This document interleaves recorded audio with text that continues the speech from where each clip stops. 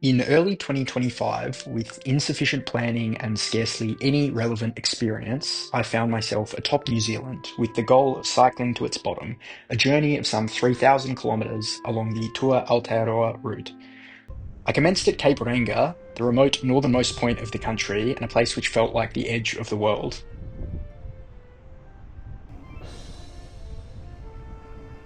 The start of the ride was spectacular, but it was also the first time that I'd actually ridden with my full kit, a testament to my preparation.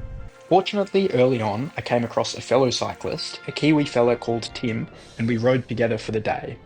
Our ride first took us through a stream and then onto 90 Mile Beach, which is only rideable during low tide and which we'd stay on for some 80 kilometres. Thankfully, the beach was kind to us. The sand was hard and of course flat, and consequently, the first day of tour that I'd been dreading for so long went incredibly smoothly and was a fun novelty. Having enjoyed but had enough of the beach, we made it into Ahipara and parted ways. I gave my bike a shower and set up my tent for the first time ever, and camped alone, also for the first time. Again, poor preparation. Overall, this was an unforgettable start to my New Zealand adventure and a real novelty to cycle on a beach for so long. Having slept well and spent most of day one on sand, day two marked the start of the more conventional cycling. I was wearing sandals because my shoes were drenched from the prior day's work. I remember this day primarily, first, for the heat, second, for the scenic vistas of Northland, which were incredible. It felt quite tropical, but also as if I was riding through Windows screensavers.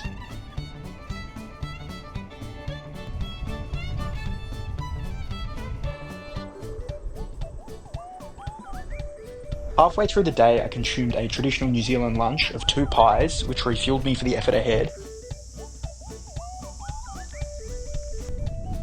eventually coming aside the Mangakino River.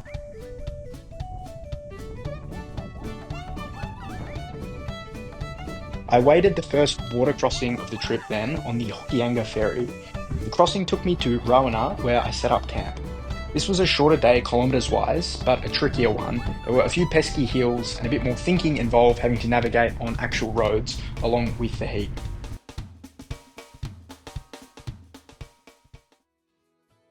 I felt I was starting to get the hang of things by day three. I cleaned up camp, but was fearful of what was ahead.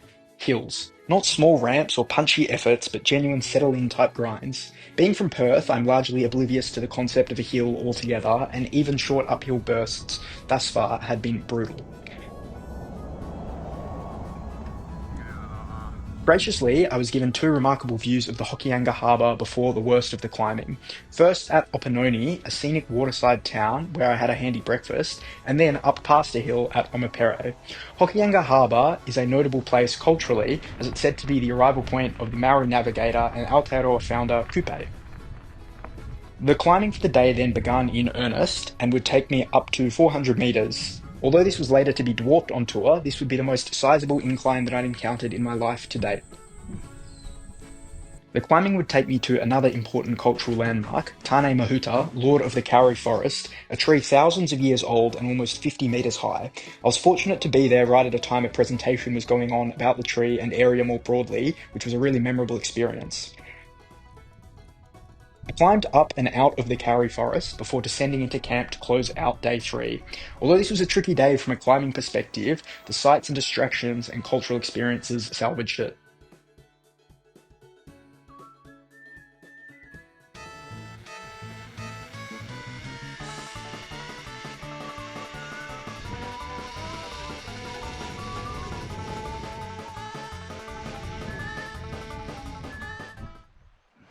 Yahoo! Right, so I goofed around a bit at camp to start off day four with only a short ride ahead. My travel through Northern was on a strict timeline as I had a ferry to catch with some other cyclists in a couple of days' time. Whether I would make that ferry was once a source of consternation pre-ride, but productive days and no mechanicals meant I was actually well ahead of schedule. The notable feature of Day 4's riding, short though it was the start of dedicated New Zealand cycle trails. This a tiny one, but included a suspension bridge and one of these gate things, which was a novelty now, but which would later become staples of the journey.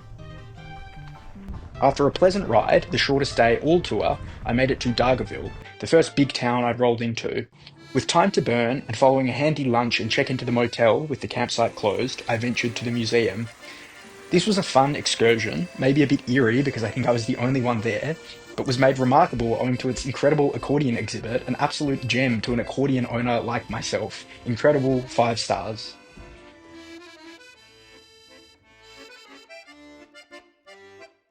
It was 2 days before my ferry was set to depart from Pouto, but I decided to push for it on day 5 anyways, it being a Sunday notionally making the route safer because there was less logging trucks about and that.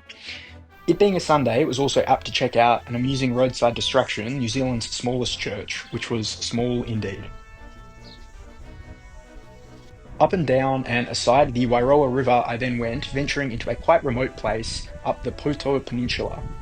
The relative remoteness of this route, and that I was heading to the border of the first of New Zealand's regions, Northland, made the day's riding feel very climactic. It felt like the end of phase 1 of the journey, and proof that I could take on the remainder. Though I hadn't gone particularly far as well, the prospect of a rest day also seemed nice, so onwards I pressed.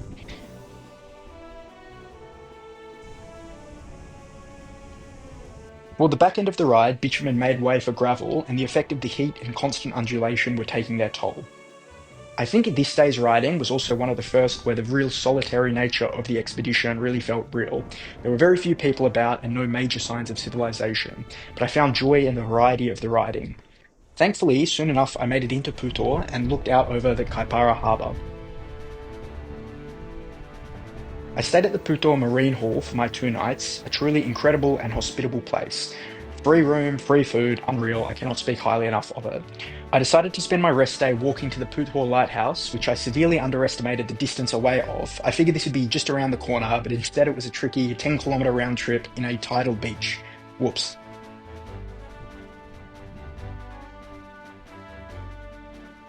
I also took a dip as my fellow cyclists and ferry mates made their way in. The next morning we'd be picked up for our voyage, which was wonderful. I know there'll be some sticklers who will object to my bike ride involving ferry travel where there are land alternatives, and I get it, but look, this is the official route and it avoids a busy highway and was awesome, so whatever. We disembarked at Parakai. I then had lunch at Helensville before making my charge toward Auckland. Northland had a very particular vibe to it, so it felt distinctly different as signs of suburbia grew around me. Eventually I came to a cycle path aside a freeway, which felt like home. Auckland is also a city I'd spent some time in before, which enhanced this feeling of familiarity. Arriving into a major city also felt quite triumphant. I'd made it here, which felt like tangible progress.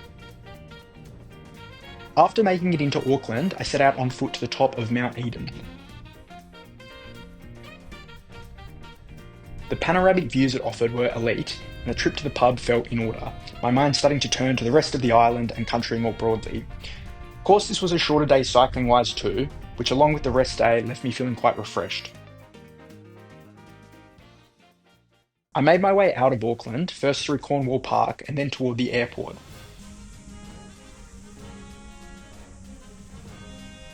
This was a strange feeling, as only a few days earlier I'd flown into Auckland from home and then out of it up to Kerikeri before making my way to the start line.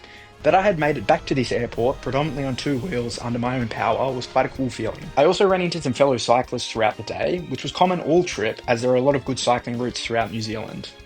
Having successfully made my ferry through the Ahipara harbour, I felt quite free from here on out. I really didn't have any further deadline or schedule to keep until my flight's out of Invercargill, at this stage still about a month away, so I was able to just ride. I also think that I'd sort of physiologically adapted at this point. The first few days felt a bit sluggish, getting used to the equipment and schedule and a bit sore, but from this day onwards I felt quite free, like I could kind of just sit on my bike for as long as I wanted to without much fuss. It probably did help though that these next few days were some of the flattest on tour.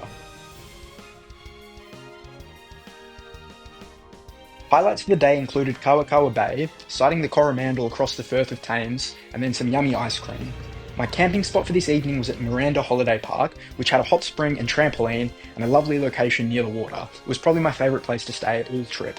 Overall, this was a great day out, and it was the first 100km plus day since the beach. It felt like I was really starting to motor.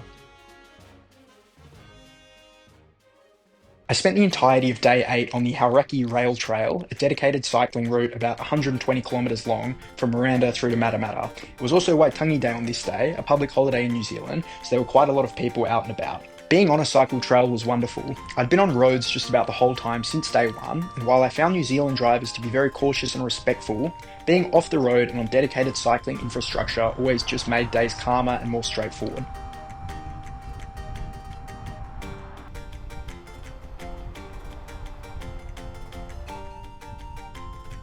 I had lunch in Pauroa, the home of L&P, a reasonable lemon-flavoured drink that I consumed several of throughout the trip. Not far from Pauroa was Te Aroha. Thankfully, Mount Te Aroha was only a backdrop today and I didn't have to climb it. There's a lot of cycle trails throughout this route, and I'll briefly comment on all of them as I go. I think this one, the Hauraki Rail Trail, was wonderful, and particularly beginner-friendly. Counts were quite ubiquitous throughout, and there were no real technical sections. It was dead flat. Further along still was Matamata, which is where I packed it in for the night after exploring the full breadth of the trail. Matamata is probably better known as being home to Hobbiton. I'm a pretty avid Lord of the Rings fan, though thankfully had already done my pilgrimage to Bag End some years ago, so I didn't have to take time off the bike this time around.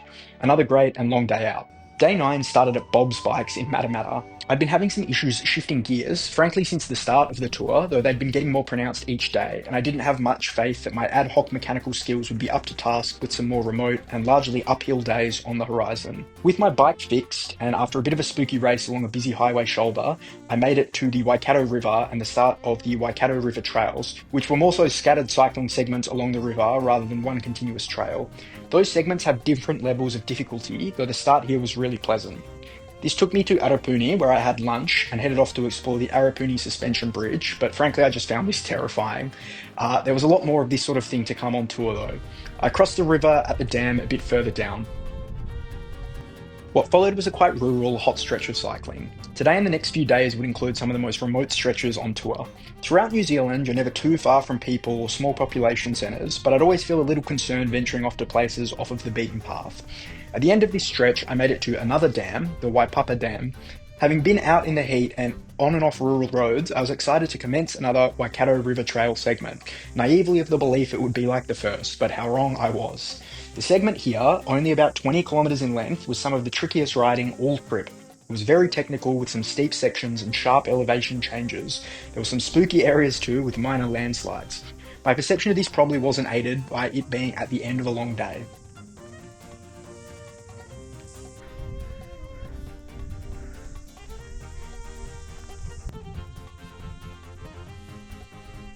Though eventually, and after what felt like hours at the end, I made it out and to Mangakino for the night.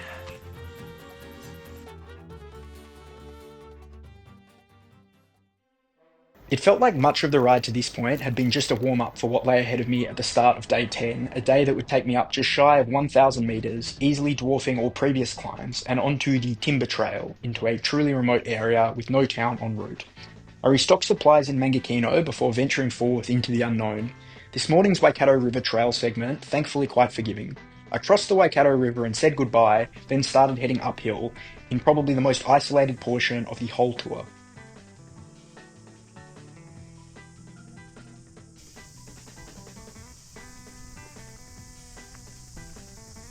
This route took me aside the centre of New Zealand's North Island, a fun novelty for surveying boffins which I walked to.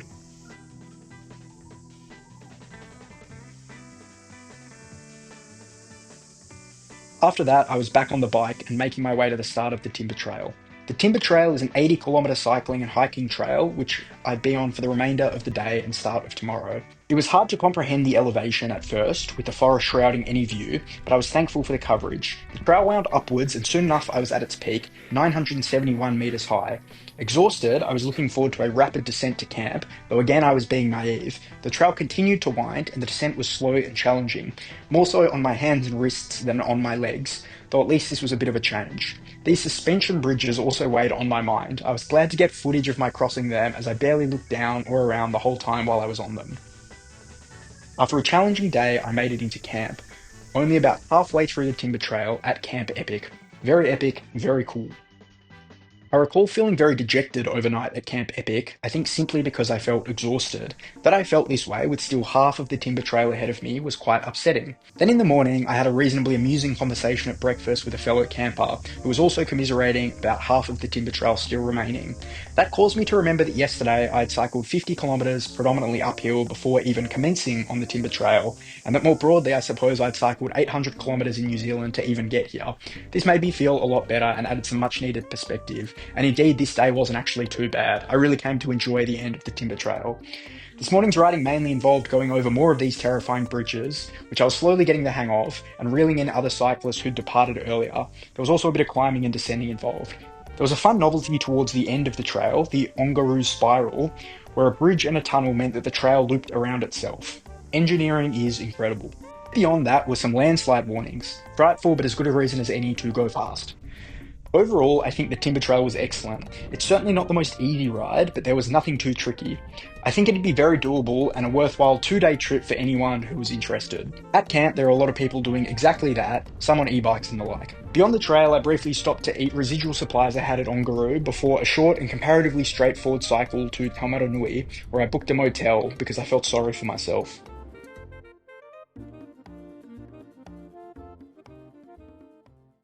Unbeknownst to me in the morning, day 12 would turn into one of the all-time adventures on the bike.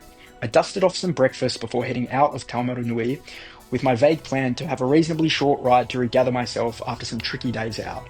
For some important context, the standard route through New Zealand I was following contemplates catching a ride down the Whanganui River, which was upcoming, but given my penchant for poor planning, and that I'd mainly been in the wilderness for a few days, meant that I hadn't actually got anything lined up in advance, and the next boat would be a few days' wait. Alternatively, I could take a detour, which would again be remote and involve some extra kilometres and climbing, but perhaps save me time overall.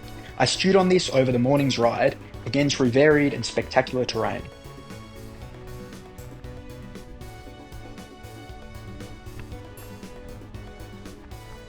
At lunch, near the junction, I decided I would press on for the detour, feeling good. And so, on this intended recovery day, I found myself heading uphill, away from any town, going off-piste.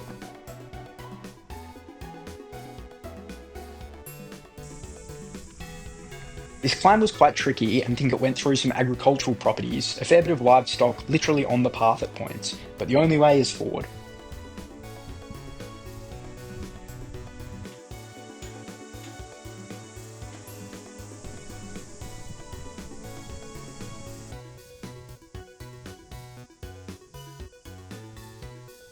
Atop the climb, the Mangakino trig, at the crossroads, I encountered the first proper rain of the trip. Rain would ordinarily be frustrating, but to have it happen here felt quite meaningful and I suppose symbolic. It did also mean that I had a wet and muddy descent, which was less meaningful, but it also allowed for a different type of view.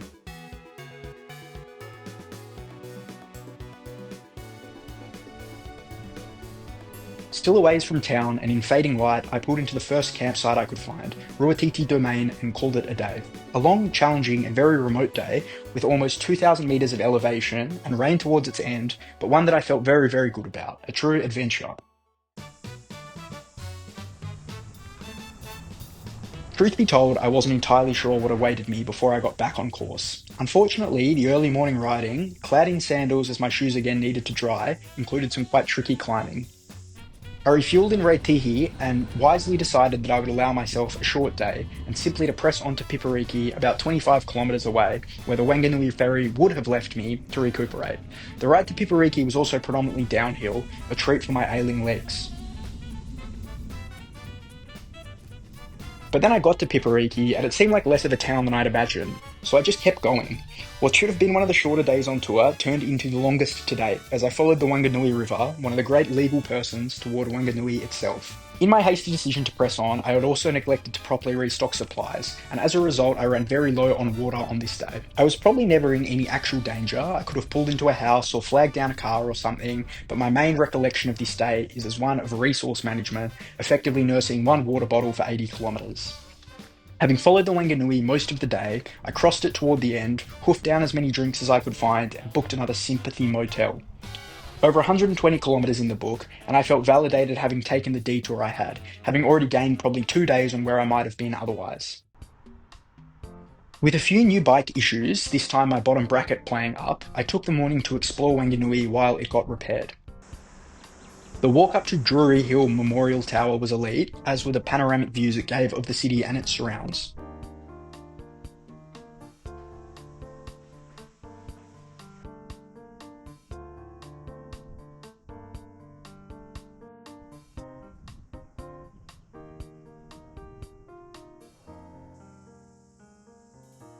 I would return by bike not long later, though this time took the Drury Hill elevator to the top, which was a fun novelty and saved my legs a bit.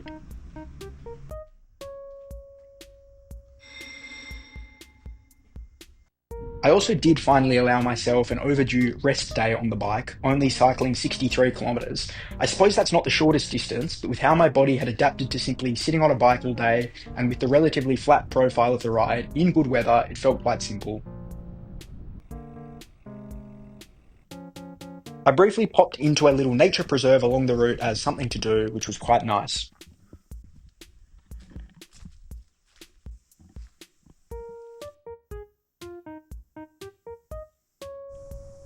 With one minor climb to end the day, I made it into Hunterville for the evening and then headed to the pub. The meal and beer was nice of itself, but then a nice cat came and gave me company. How good. Thank you, beer cat. Very cool.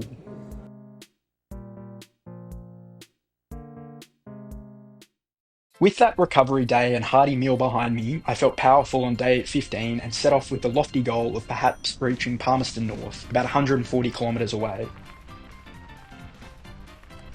The major climbing of the day was done early and on gravel, which earned myself some late descents and smooth rolling down the line. A lot of the day's riding was also following ridge lines, meaning there were nice views of agricultural land all around me, which was a handy treat.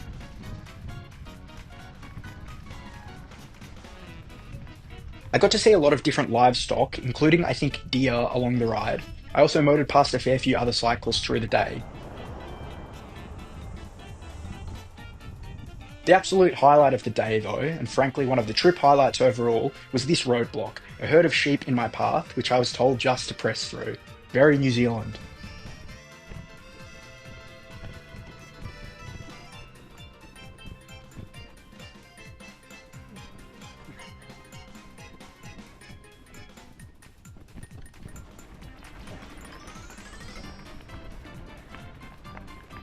That was awesome.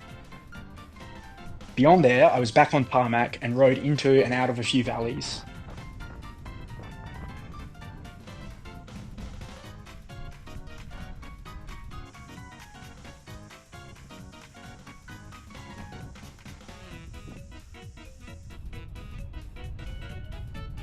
I stopped for lunch in a PT, snacking on items I'd acquired in Hunterville. Then I was back on gravel ridges, some of this riding a bit frustrating with the gravel loose and terrain undulating.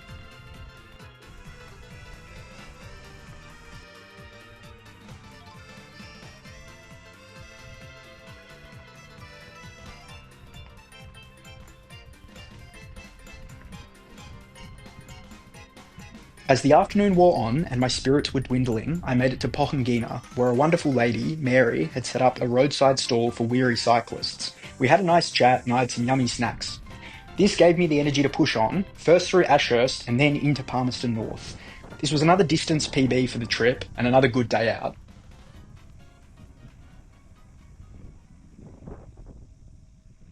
I note the route to here probably doesn't look the most efficient, but it's best to avoid major highways, which frankly were terrifying to ride on whenever I had to. I headed out of Palmerston North to start the morning feeling good about the prospect of another very long ride ahead, starting to hope to reach Wellington and the end of the North Island within 2 or 3 days. The major challenge of the morning was riding briefly along a busy highway, uphill, which was spooky, but this challenge was largely ameliorated by construction they were doing on the route. This gave me the unique pleasure of being able to overtake cars on my bike going uphill. Further, once those cars had cleared through, it also gave me quite free rein on the descent, making it into Pahiatua in good time for lunch.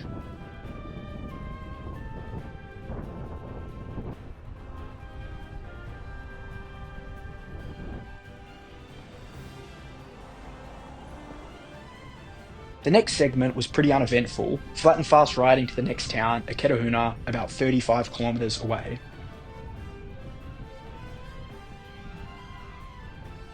There, I refueled and sought out this giant kiwi statue. The next section was loose gravel and also characterised by boredom as the riding was getting reasonably long for the day. Somewhere along here, I also crossed the border from Manawatu Whanganui into the Wellington region, though I'm not sure precisely where.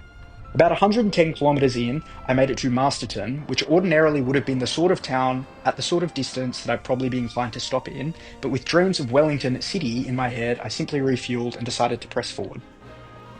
What followed was probably the fastest riding all tour, with Martinborough still 50 kilometres away. I made it to camp in Martinborough right as the ride ticked over 160 kilometres or 100 miles in length, celebrated with an ice cream and set up my tent for the last time on this island. A great ride, the second longest I've ever done in my life, but also one that I really felt quite good about throughout. Perhaps the surest sign of my growing fitness and comfort on the bike on the trip. I rolled out of camp with Wellington and the Cook Strait on my mind. One major obstacle still stood in my way though, this minor mountain range which I would soon have to cross. The morning session to get there was flat and fast though, and had some nice views beside Lake Rotoroa.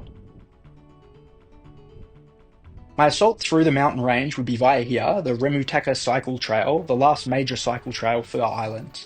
And I think it was a fitting conclusion really. This trail had characteristics of all which had gone before. A nice stint through the forest, a grinding gravel climb, of course unbelievable views. There was a tunnel section too, which thankfully saved some of the worst of the elevation.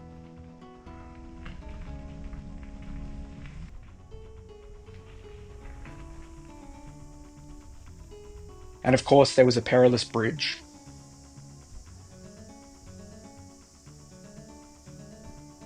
Though this was far from being the highest climb of the tour, reaching the summit here felt particularly rewarding. It felt like the major challenges of the island were now behind me and that I could just enjoy a cruisy descent to Wellington.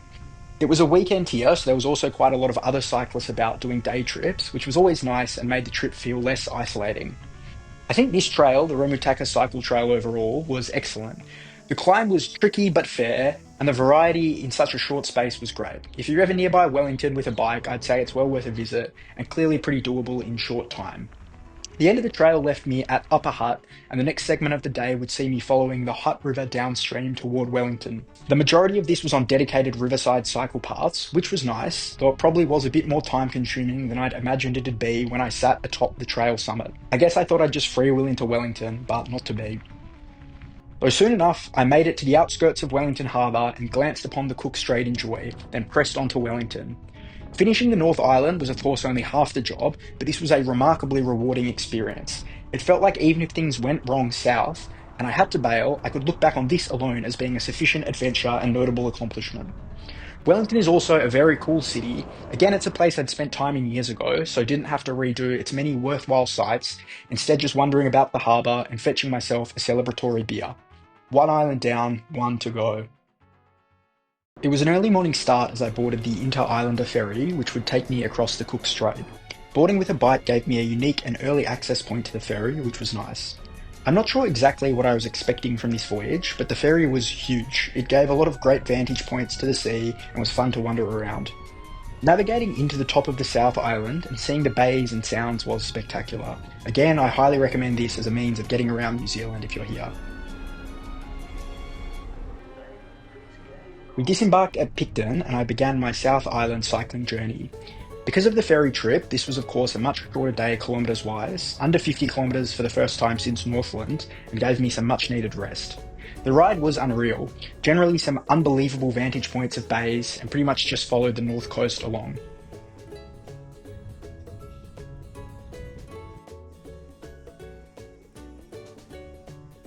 Unfortunately, the ride was also mainly on a road, with a lot of caravans going past.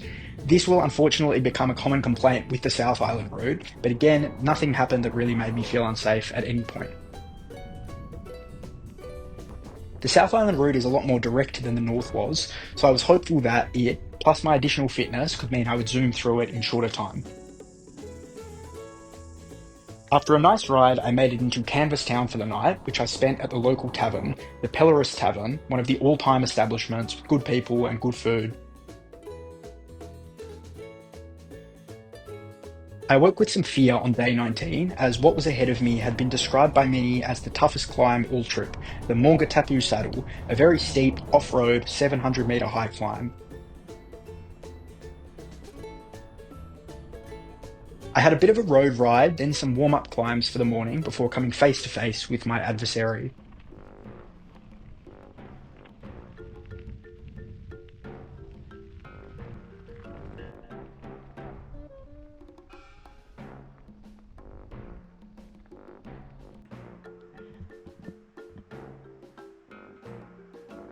I would say this climb lived up to its reputation. Definitely, it remains the hardest single climb I have done on a bike. The early stages were not too bad, but it just never really let up. This led to a long, slow slog of an ascent. The trail's terrain also deteriorated a bit towards its top, making sections borderline unrideable, at least on a laden gravel bike like I had.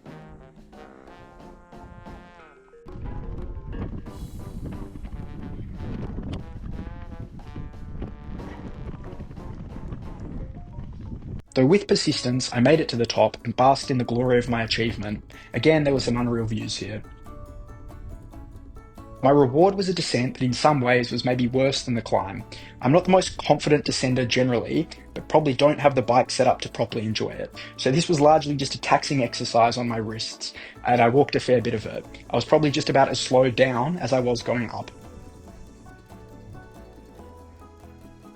The route then undulated a bit as I connected with the Matei River, which I followed into Nelson where I had lunch.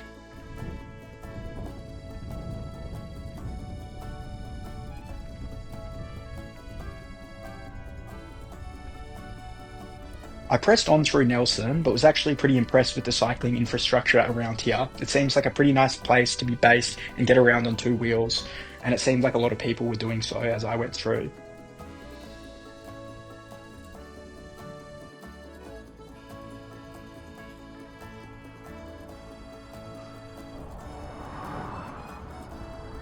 I wasn't precisely sure where I'd stop for the night. My first choice place in Wakefield didn't have any vacancy, but thankfully not too far off was a public camping ground, the Wai-iti domain, and I called it a day there. Overnight, it rained quite heavily. This didn't make for the best sleep, but I'd been really fortunate to avoid bad weather while on the bike on the trip thus far, so it was okay happening overnight. Not too many kilometres ticked off for the day, but getting over the Mangakino saddle meant any distance was a bonus. I would spend the start of day 20, and I think a fair chunk of the prior afternoon actually, on the Great Tastes Trail. I don't know why it's called that, but it was a pleasant morning cycle. The trail followed an old rail track, meaning any elevation was steady, gradual, and easy. At least for me, am I right?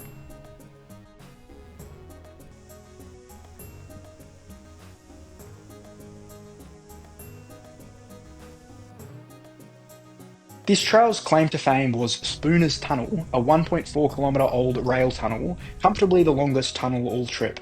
This gave my front light something to do and was kind of spooky as you couldn't actually see its exit or entrance for long stretches while in the tunnel.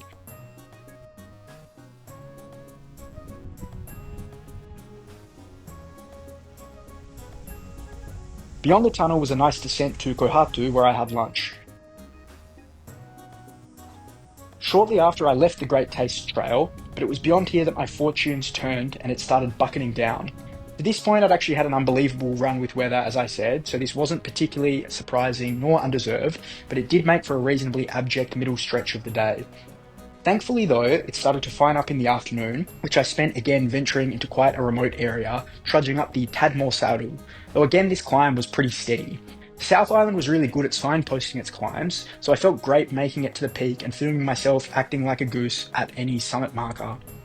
I descended and was briefly back onto a highway before turning off and heading toward Lake Rotoroa. I thought I was going to have to just camp at the lake itself, where I'd probably have been overrun with midges and flies, but was showing quite incredible hospitality at the nearby backpackers. They even gave me a free hot meal, which was greatly appreciated after a wet day on trail. Overall, this was a pretty miserable day out, but that was entirely on the weather. The riding itself, if you were to do it on a good day, was actually quite steady, smooth, and enjoyable. I was reluctant to get moving on day 21, with miserable weather persisting, but fortunately it started to let up as I rolled off. My first stop of the day was at nearby Lake Rotoroa proper, the foggy atmosphere caused by the weather and cold only really enhancing the majestic quality of the lake.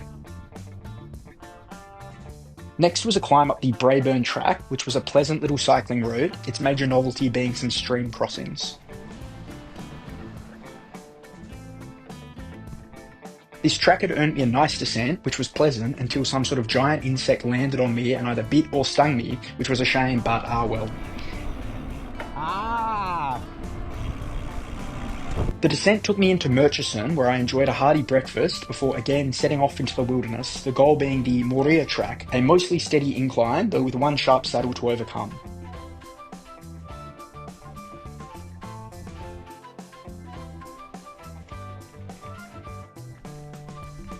This was an enjoyable section, but quite bizarrely at some point, my bike's right hood quite drastically tilted in. What the hell?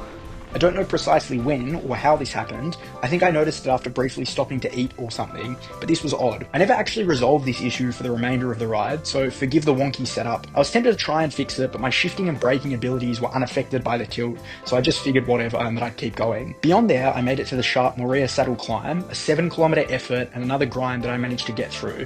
Another celebration at the sign. My intended stopping point for the day, with the weather beginning to deteriorate, was at Springs Junction, though once I got there wasn't really a viable place to actually stop. Thankfully, a bit down the road, but out of the way a bit, was a campsite where I could call it a day as the rain started to tumble.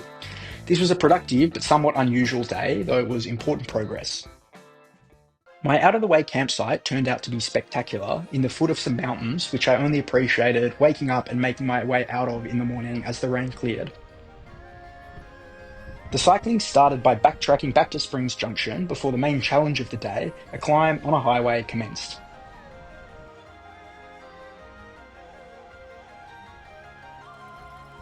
Thankfully, the traffic up here wasn't too bad, and with the Rahu saddle behind me, and as a result of yesterday's trending uphill too, I'd earned myself quite a long descent.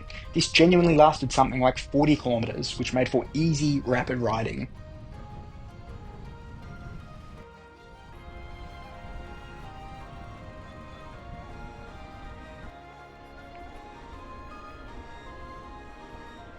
I caught up to some of the people who had departed the same camp earlier than I, and we had a nice chat. I then made it to Reefton, where I loaded up on items at a very handy bakery. A fast middle section followed, and I even motored through a town, Ikamatua, without stopping, a rarity on tour, as I was feeling good and headed west toward the ocean.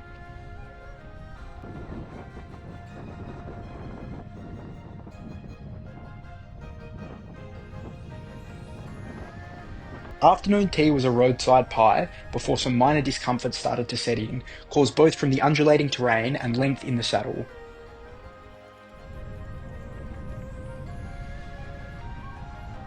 But soon enough I connected with the Grey River and followed it to its mouth, Greymouth.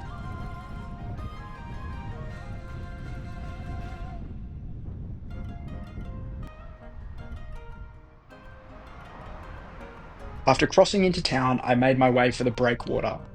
I was always making progress through New Zealand, but felt that progress really sunk in each time I hit the ocean. I think because I'd only see the ocean every few days and in very different places. It was just a great feeling. Just a short ride down the coast was camp, on the outskirts of town.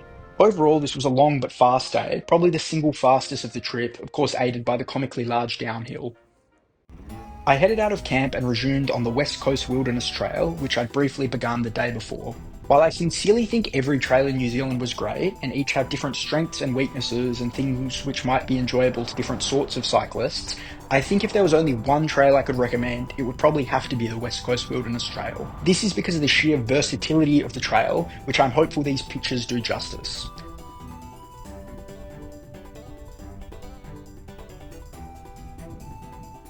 The trail starts along the coast, then heads inland.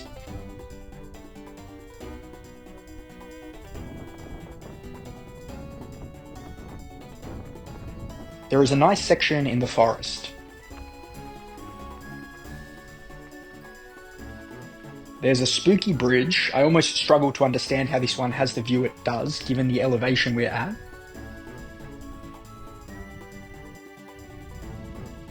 There are some fun sculptures on the trail. Just beyond here is Kumara, where I had some yummy breakfast. Resuming, you get to this section of reservoirs and dams. These are broken up by boardwalk riding, and consistently there are long wooded sections.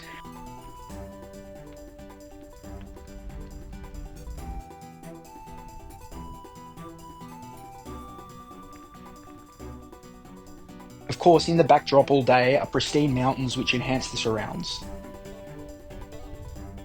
Notwithstanding that I wasn't the only one out enjoying the trail today, its wilderness name is accurate. The west coast is quite sparsely populated generally, and this trail is off the beaten path. I found it quite serene, peaceful and quiet. There was a Uluru on trail as well, which I didn't expect to see out here. There's a bit of climbing involved on this trail, but it's quite manageable and steady.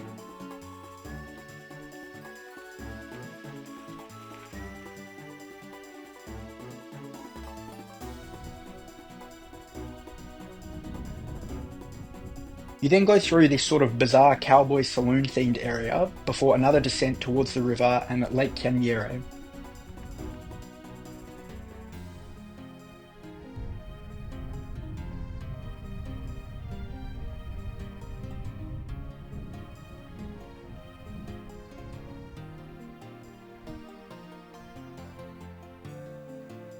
Beyond here is another forest section, this one with some interesting waterworks, aqueduct type operation thing, which was amusing to look at.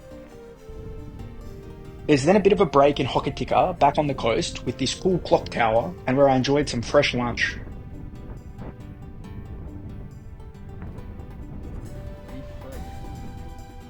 A big river crossing was next, before it was back into the woods and back on boardwalks. Overall, I can't speak highly enough about this trail. Really just the sheer variety in a short space of time was incredible. I think it's very doable by all cyclists too. 5 stars, very cool. Clearly this was an unreal day, which finished at a camp in Ross nearby.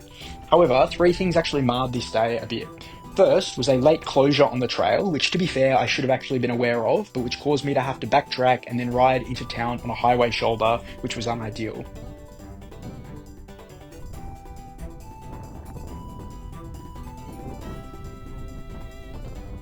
Second, at camp, one of my tent poles snapped, and in a position which wasn't readily fixable. I had to keep doing DIY surgery on this for the rest of the trip. Third, and most embarrassingly of all, these bruises came along and ran me out of camp.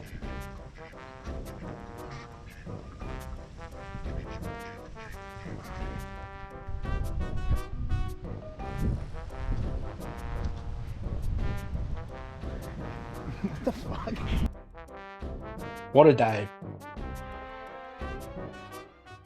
Day 24 started in Ross and brought me closer to the Southern Alps, commencing the mountain section of the route, so to speak. Sadly, a lot of this section was characterised by long stretches of riding on New Zealand's Highway 6, a road I would become very familiar with over the coming days.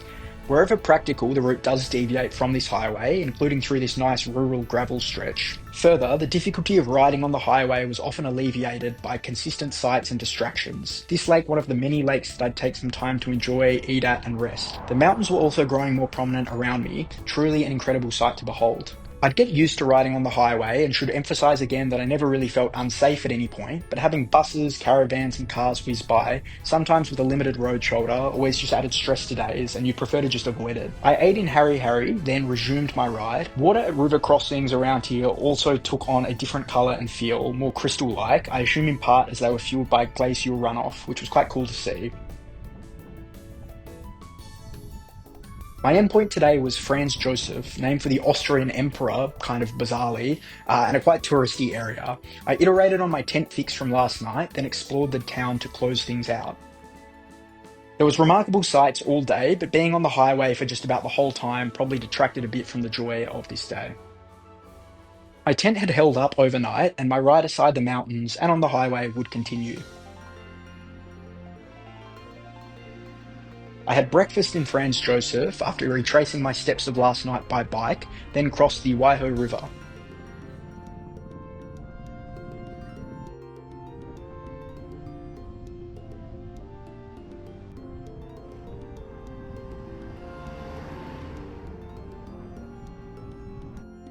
The next challenge was a trio of quite similar climbs. Climbing was never nice, but doing so on the highway is particularly grim, though the benefit of climbing early in the day at least is that it generally leaves a descent to savour later in the day.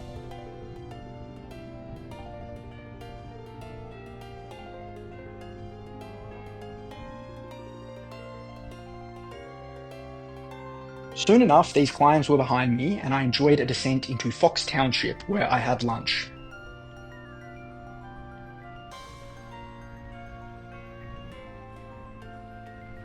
Nearby was Fox Glacier, which I rode and then walked to, and was one of many people checking it out. I was very fortunate to get there in clear enough weather, the clouds just parting and making way for my view. This glacier is sadly receding quite quickly, so I was really happy to get to see it before it's gone. Beyond Fox Glacier, the traffic on the highway really let up, and so too will my complaining about it.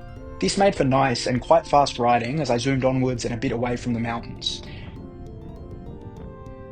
The next roadside distraction was at Bruce Bay, where I again connected with my old friend, the ocean, and was the lucky recipient of a free ice cream after the van had mucked up the order of the person before me. What a time to be alive this was. Not far from Bruce Bay was Lake Paringa, another lovely locale where I camped for the night. The glaciers and a lot of the traffic behind me, it was here where I distinctly remember thinking about the finish line as a tangible, likely soon to be achieved goal for the first time. Day 26 would be a comparatively short day. Although I was thinking of the finish line, I was also feeling a bit of fatigue and soreness in my hamstrings in particular. The day had two fun distractions. First was Knight's Point, which had a nice view and is where this godforsaken Highway 6 was completed many years ago. A bit further on was Ship Creek, an amusing place name and which had a nice little walking trail I did a bit of. Past those, it was a straightforward ride to Haast, with a lengthy bridge crossing over the Haast River before I made my way into town, staying at the Backpackers and promptly spending the next few hours at the pub for both lunch and dinner. The next day was washed out with very substantial rain. Cycling in the rain barely even crossed my mind, with the next challenge being making my way over the Southern Alps, and with plenty of days up my sleeve before my flight's out, the chances of failure now quite low, I simply took a second and final rest day for the trip. Recharged from the rest, with clear skies ahead, and having enjoyed my time in the small town of Haast, mainly its pub, I headed out with the resolve to cross the mountains, and there were a few other cyclists who were in the same position as I.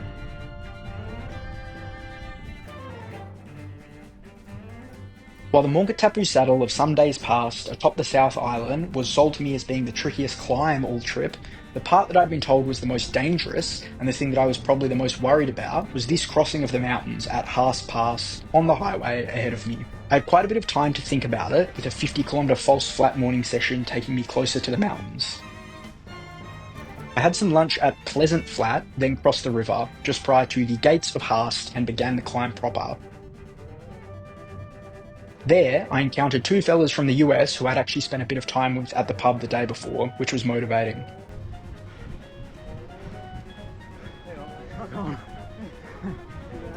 Because of my fear of this climb, I don't really have the greatest footage of it. I was just trying to concentrate on the road, but it was a steep and difficult ascent, at least at first, though thankfully it was one that I was able to power through, frankly without too much fuss. I think the obstacle that I built up in my head and that had been sold to me maybe outdid the reality of it.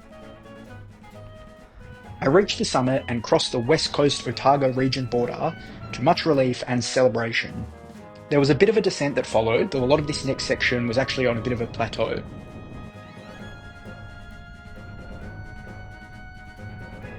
I had some ice cream at Makaurora, but then kept going. The rest day of yesterday had really revitalised me, and with the main mountain behind me, I wanted to press forward toward Wanaka. Lake Wanaka, a spectacular sight, had one of its ends right at Makaurora, though the town itself was at the other end of the lake, still some 60 kilometres away. This stretch of cycling, though still on dreaded Highway 6, was terrific. There are a few purer joys than riding a bicycle aside a lake between the mountains. One of the few things that is perhaps better than that is cycling aside two lakes, which this stretch allowed me to do, threading the needle and going from Lake Wanaka on one side to Lake Hawea on the other, which I then rode aside for the next little stretch. I then passed Hawea Township and was back on cycle trails for the first time in what felt like forever. I followed a fun and varied track then in towards Wanaka.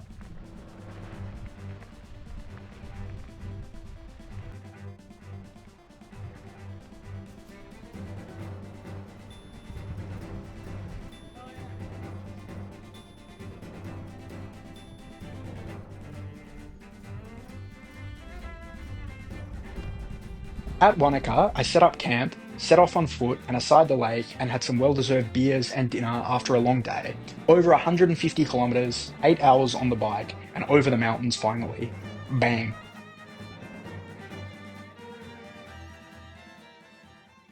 While I'd have loved to have revelled in Wanaka for longer, another challenge to conquer lay ahead of me. Though the Southern Alps, Mangakino Saddle and the Timber Trail were all behind me, the high point of the tour, the Crown Range summit, over 1,000 metres in elevation, was still ahead, and lay between me and Queenstown. I made my way out of Wanaka and started the long ascent. Thankfully though, its sheer length meant that the early slopes were quite gradual. Frankly, they were barely noticeable. There was another roadworks delay which halted my charge and also led to sporadic clusters of cars zooming past me at intervals throughout the day.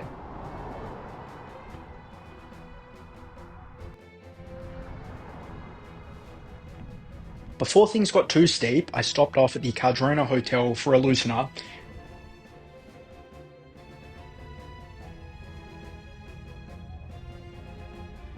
then got back on the bike to continue my ascent.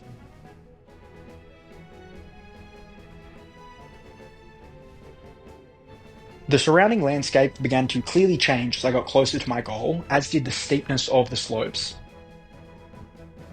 But after considerable effort and a particularly brutal last 2 kilometres, I made it to the highest point on course, the Crown Range summit, at 1,076 metres, the highest I'd ever been on a bike, and perhaps the highest I ever will be on a bike. Frankly, this was actually a pretty emotional moment. I think largely bolstered by the fact that I could actually see Queenstown from here, which I hadn't expected. I think for the longest time I'd sort of been seeing Queenstown as the de facto finish line to the tour, with not much to do beyond there, and effectively ticking off the last major obstacle before then and sighting it made it feel like mission accomplished. I descended down, and for all the unreal sights I'd seen thus far, this descent was probably the late winner for the nicest visual on tour, though I didn't film a lot of it as the road was busy and a bit spooky. Given I could see Queenstown from the top, the next couple of hours, actually making my way there, felt a bit circuitous and even frustrating, though these trails I were on were objectively quite nice, if maybe not the most direct route in. Upon arriving in Queenstown proper, I checked into the Backpackers, then made my way to Fergburger alongside everyone else in town. This was an establishment that couldn't have possibly lived up to its unbelievably lofty reputation, but it was still great nonetheless. I then set out on a gondola to get a view of the city from above. This was of course unbelievable, enhanced by the sunset, though I maybe felt I didn't deserve this view by virtue of not having cycled up to bask in it.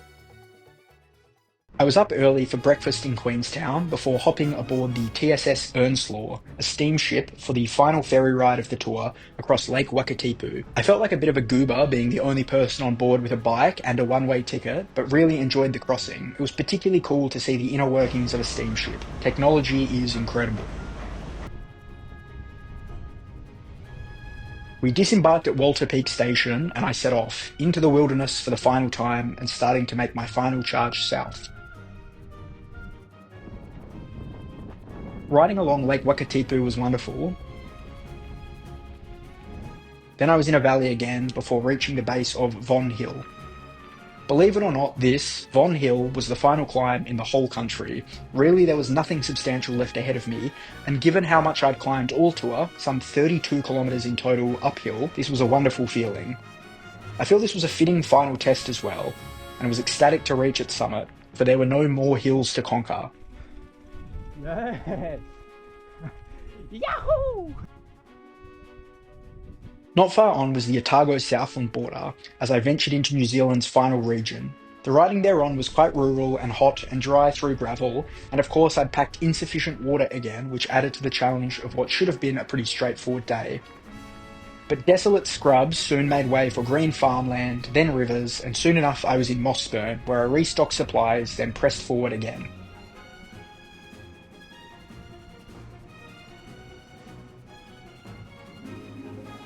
It was exciting passing signs for Invercargill, effectively the bottom of the country, for the first time.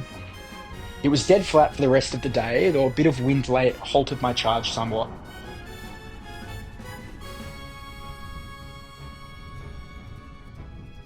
I pulled into camp with under 100 kilometres left to ride in total and set up my tent one final time.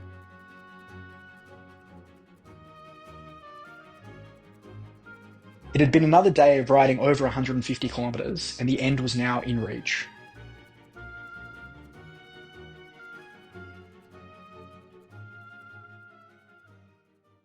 I rolled out of camp one final time and headed south. There was some light drizzle overhead, but it was barely noticeable, and if there was any wind, it was with me. The ride would end today, I did it, and I was stoked.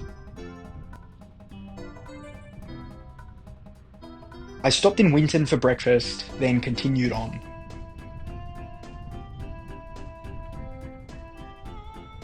It would be climactic if there was one final challenge or spanner in the works or something, but really there wasn't.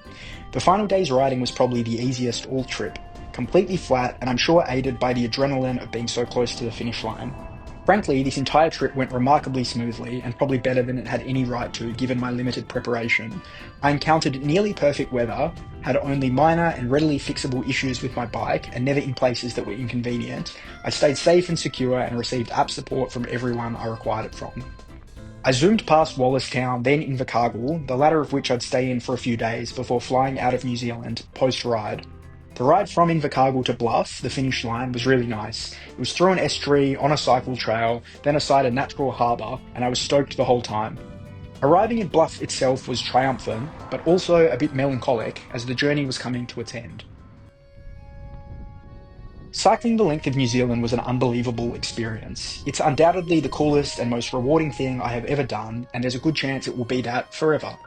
It's cliche, but it also taught me a lot about myself, about the thrill of adventure, about self-sufficiency, about persistence, about resilience. I think I'm a better person for having done this in a lot of ways. Thinking back, I kind of cannot believe I accomplished this all. The task seemed so Herculean at the starting point, and I wondered what stupid whim had caused my arrival at the starting line to begin with.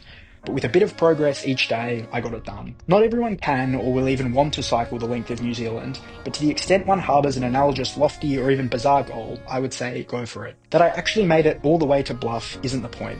I suppose the point is indeed the journey. It would be remiss not to thank people who assisted in getting this done, principally to the Kennett Brothers who put together the Tour Aotearoa Route and whose guidance I could follow, taking a lot of the hassle out of planning. To the people of New Zealand who were hugely hospitable and provided assistance throughout, and to friends and family for their support and encouragement. Thank you all. Very cool.